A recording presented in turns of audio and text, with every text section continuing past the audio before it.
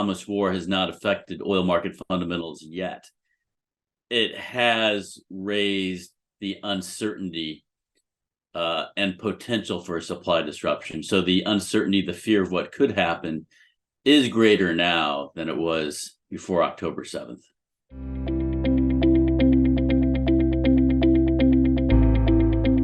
Well, in the near term, let's say the next 1 to 2 months, if the war is contained between Israel and Hamas, then oil prices are likely to remain where they are, or perhaps go even lower, because set aside the war in the Middle East, there is a lot of oil production capacity that is available relative to demand. There's no shortage of oil production capacity, and production growth outside of the Middle East in particular is quite strong in the US, Canada, Brazil, Guyana.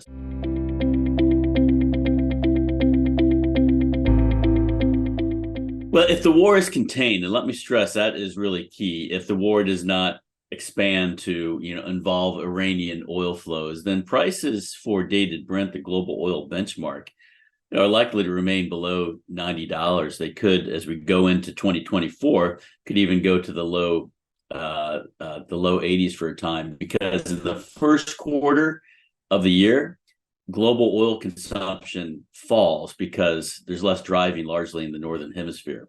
So we're seeing a seasonal decline in global oil demand, which is what we see almost every time at this time of year. So there's likely to be a global oil surplus emerging over the next few months, which should put some downward pressure on prices for a time.